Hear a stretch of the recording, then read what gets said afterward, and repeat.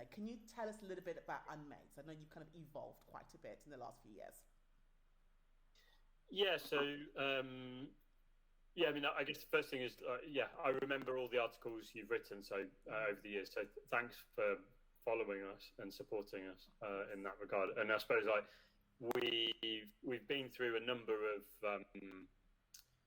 I suppose like business models broadly, but the vision has always been the same, which is to try to use technology and use, I suppose, a different way of thinking about how the fashion industry needs to approach designing, selling, and making product to make things in a more efficient way with technology, but also use that technology to make it a more sort of creative and sustainable output. So that's kind of always been the goal. And so when we started with our own direct-to-consumer offering, like our own brand, we focused on the way of making products that made the most sense with that vision at the time, which was industrial knitwear. So one process, like complete digital automation in a way, that you're able to manufacture sweaters to digital commands. And then what we saw is that there was growing demand from or growing interest really at that stage from really big brands to understand how we've done it, and if we could, if there was any opportunities to work with them. And so with that was the start of the shift in our sort of business model as Unmade's business model, enabling a B2B solution to enable these bigger businesses to start to be able to make things in a much more demand-driven way. And that's really, that happened, the shift properly happened in sort of 2017. And so that has been a big success for us. And I think it's really, in a way, it's much more connected to the original vision of trying to change the industry rather than trying to do it alone. And I think, the scale of the change that we're working to bring about is massive. So it's much better to do that with great businesses, great innovators across the industry, and also the amazing factories and partners that we work with. So I think, we're much we believe that we're having more influence in this version than the first version of like trying to prove that there was another way. Okay. So, I mean, as you know, fashion is in the business of doing good. They love to jump onto things and really kind of get excited about it. But then it kind of wanes a little and then you never hear of it again. Would you say when it comes to what you guys are trying to put forward in the industry, that is not the case? That people are actually adopting it, are actually interested in changing the way they do business? Yeah, so I mean, we don't work with everyone that is ever interested in what we do. If they're not, there needs to be. We work with companies that have a really strong belief in the same vision as us. Okay. And then that is a really clear signal to us that this isn't just a flash in the pan. Let's make a one-off event about this, and the brand has got some great PR, and then it's not really made a difference. The businesses that we're working with, really believe that the future of the supply chain is demand-driven, and that the way that they need to engage with their consumers is going to change and needs to change, and the way that they design and make products needs to be different. So the stuff that you've seen is the first steps on that journey, and I think the exciting stuff is coming, right? Like it's the more and more these businesses are getting behind this and are able to show more volume and show more than scale, then it starts to be hopefully, I mean, it's a way to go, but in the future there will be the tipping point when it's like people won't be talking about making products to order or being driven by demand as being the future. They'll talk about it as being the present. So that's definitely how we see how we get around that trap of it being a one-off marketing stunt. It's like, are we working with a business that shares the same beliefs as us? That's a really good kind of way of kind of removing the people that are not so serious about it. Let's talk about supply chain. I mean, everyone has said that the COVID-19 has kind of really brought fashion to its knees. Before we were able to see the holes that, and the mistakes that were wrong with the supply chain, but we were able to kind of cover our eyes and not really hear it. But now we've been forced to face it, and would you say that business and technology has been adopted at a more accelerated rate because of COVID-19, that the fashion industry is more open to it now because they have to be? I definitely agree with the second part of your statement. Like, I definitely think the mood has changed. The conversation has changed. I'm not sure that certainly we've seen the shift yet in behavior, because brands there's a lot of businesses out there that are still really struggling and still have store warehouses full of product, stores full of product, distribution centers to the filled to the bursting point of like stuff that no one wants, which is not something that we could be very like happy to be like, oh, we were right kind of thing about it, but it's like, how this is a huge problem, and the industry is going to look very different because it has to deal very painfully with the problems of making too much stuff too far in advance. So I think that most businesses are still at the stage of fighting that fire. And we're having conversations with lots of businesses that we're not working with today about what things look like on the other side. But I think it's still a few months away from when the investment can start in let's do the new version. But yeah, I think the mood music has changed, right? People are aware that the old way that was kind of like, it was the old tumble dryer that was squeaking in the background. You heard it, you could blank it out and you could ignore it. And now it's like, it's got a big wobble on it and it's shaking all your countertop. I don't know if that's a good analogy, but I get your point. But with about my tumble dryer.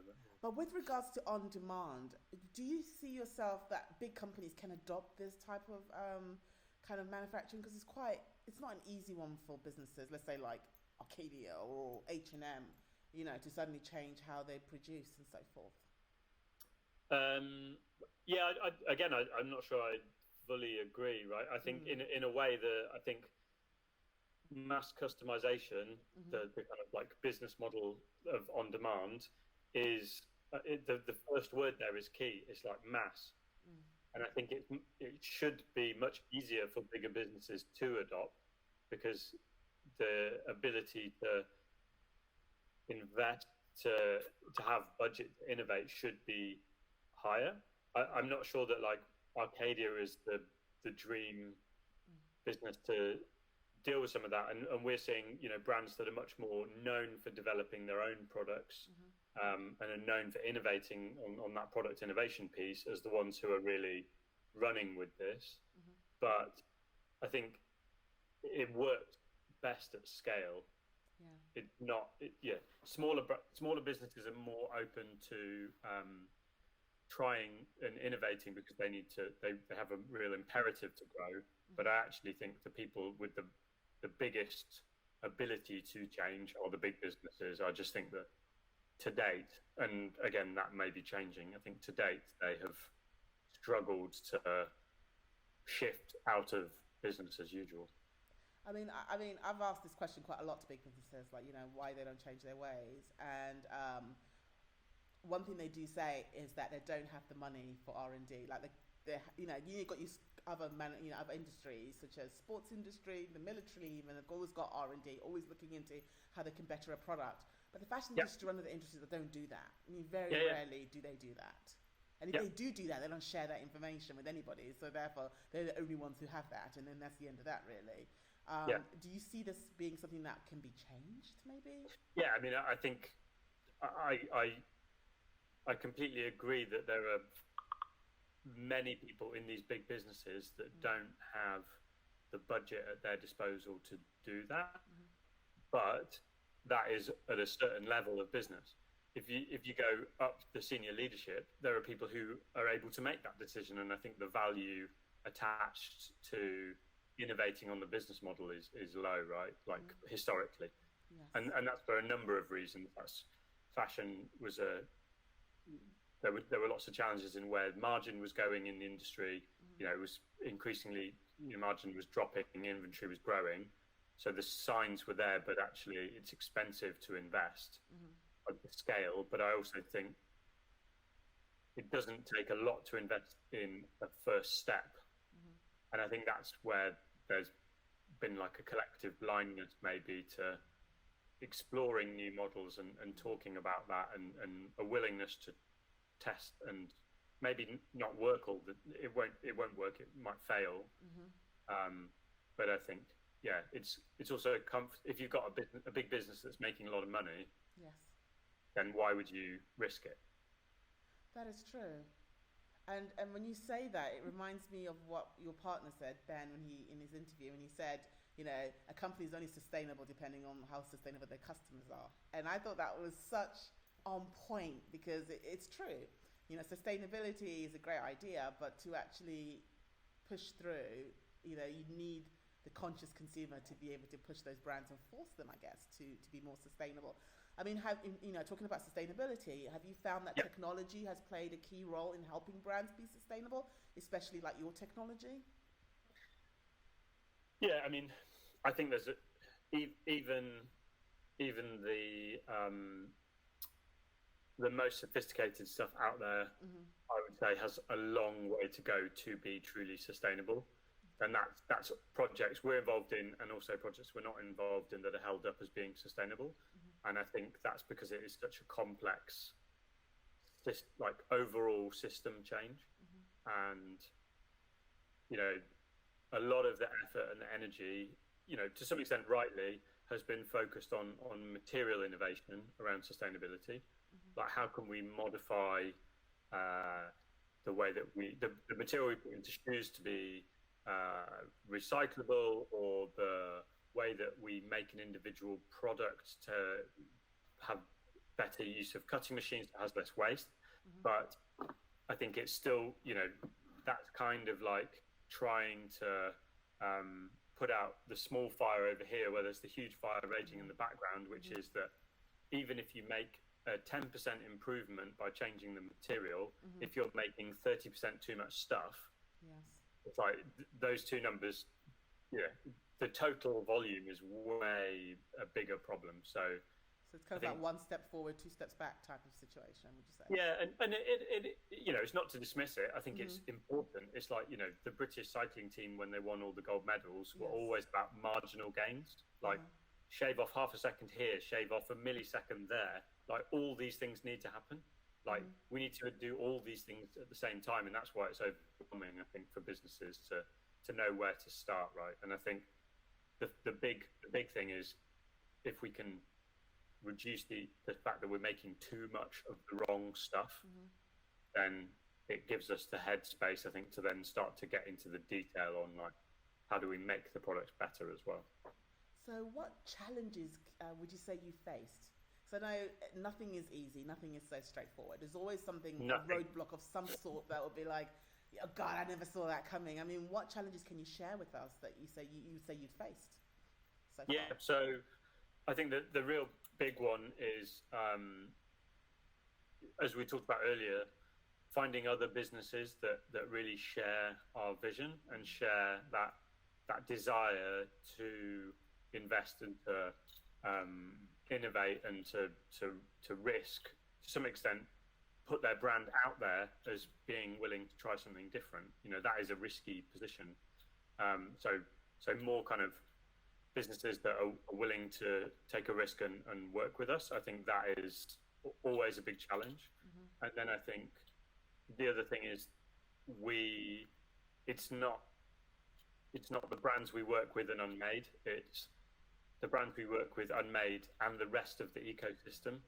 And one of the big challenges is if we're talking about moving this enormous ship and turning it around to start to make things in a completely different way, that requires great factories that think differently. That requires great machine manufacturers who are, willing to invest themselves. And so I think is bringing the whole ecosystem along with us. And there are great businesses out there that we work with who share that vision as well. So not just the brands, but I think that's one of the big challenges is like getting the brands to sign up and be willing to go with it, and then getting the ecosystem to deliver on that promise and that demand. I think there are two big challenges.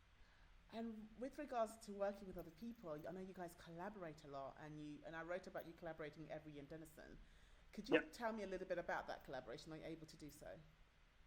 Yeah, so there's still a lot that's under wraps, but it's essentially the key focus is on, Emery Denison's a market leader in the team sports segment for, lots and lots of different components, but the most visible being the player names and numbers and all this type of things around team sports. So we're looking at how we could really change the game together in those types of areas, in that team sports space, traditionally where some of those components are hard to get or slow or big volumes, and really bring more advanced digital technology to make things essentially more effectively and more in a more agile way, basically.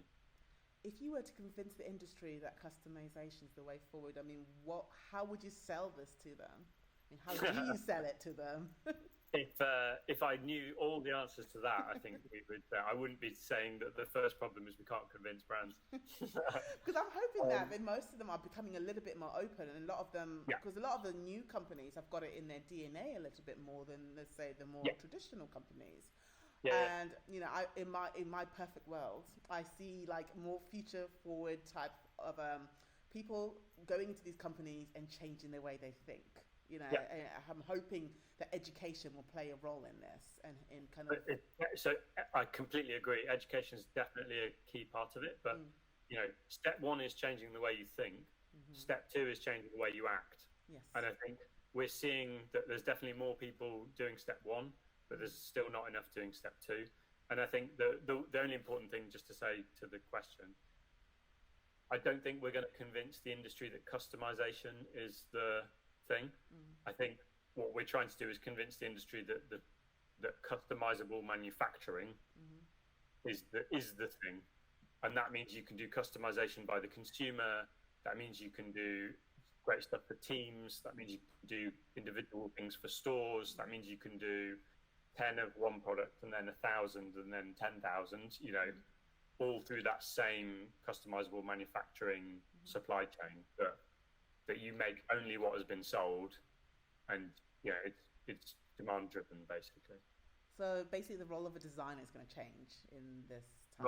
Role of a designer, role of a factory manager, role of a retailer, that's the scary thing for everyone, right? Is it will be the names may stay the same, but the actual day to day will be very different. And I think that's big picture stuff. I think we definitely tried to take it step by step in terms of let's find some great brands with some great products. The New Balance shoe that we launched recently, New Balance is an amazing company, definitely like big connection there in what the future looks like, in what how can we start to be more demand driven. And I think working with them on a shoe, which is obviously one of their core, shoes are their core product category, and really innovating in that area. Those are the types of steps that we're really excited about, that shows the potential of this, that grows the volume, and then we can bring more people into our big tent, basically, of what the future looks like. So are you finding the sports industry to be more receptive to your technology as opposed to the fashion industry?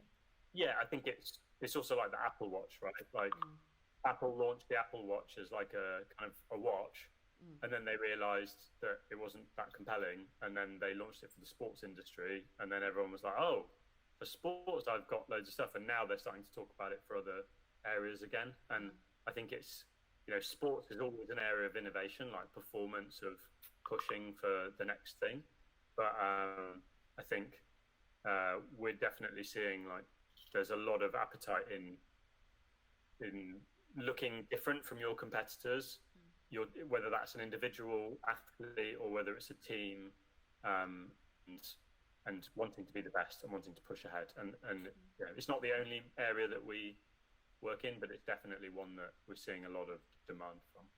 Well, bringing it back to education, because this is an area that people love to talk about at the moment because it is a big thing. I think Liada Court said that the students being educated today are being educated in the old methods that are no longer useful for the future.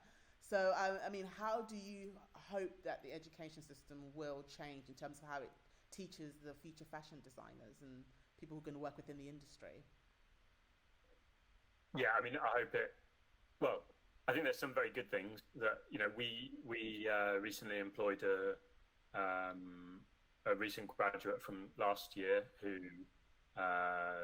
did a master's in fashion, who's like absolutely thinks completely in the right way and is definitely, she's maybe further ahead than me on a lot of areas of how fashion needs to go. So it's not all bad, but I do think that there's still particularly in the design side, there's still an over dependence on what does your collection look like. True. Like what does your singular view of a perfect product look like? And I think in a world where you need to create products that are adaptive to customer needs or are agile in when they're made or when they're delivered, that's a very different design brief and a very different design challenge. And that is not collections, that's whether it's capsules or whether it's looks, and lots and lots of looks a season rather than one collection of 50 looks. And I think what we've demonstrated in some of the customizable products is it's not talking about the story of the collection, but it's talking about the story of the product is where we've been able to demonstrate that, in that customization piece is where it's going. And I think too much of education thinks of like, let's produce a collection that we're going to sell to wholesalers and that's how we make money, and that's what we should be training you to do. And I don't think that's what the industry will look like in even 18 months. That's what my next question is going to be, because obviously you guys started a few years back. How have you seen changes, and which changes have you seen that you're like, okay, this is great, we're headed in the right direction? Yeah, one of our designers, we were talking about things during the pandemic, like just when it started, and he was like, this is crazy. It's like, he's been working with us for over 4 years now, and he was saying, it's crazy. You've been saying the same thing, like Unmade's been saying the same thing for 5 years or more, and it's taken a global pandemic for people to realise that that maybe you were onto something. Yes. I think that's been the business for everybody. It's taken this to do it, to make it happen. And I think when we first started, we had to build a brand and we had to demonstrate it was possible, because I remember some of the early phone calls with factories, and they were saying things like, it's impossible. You can't do that. And then it was like, oh yeah, well you can do it with that small set of stuff, but it can't be done for other things. And then as we've been adding new product categories, new capabilities, it's now that some of the bigger customers we work with are like, oh yeah, this is where we're going. So I think it's really exciting that there is a momentum behind it, and there is more belief. And I think that is the thing that has changed. Is it was definitely like shouting, from the outside, and now we don't, we're definitely not on the inside at all. But there's a few of us together who the same thing that I don't think was true before.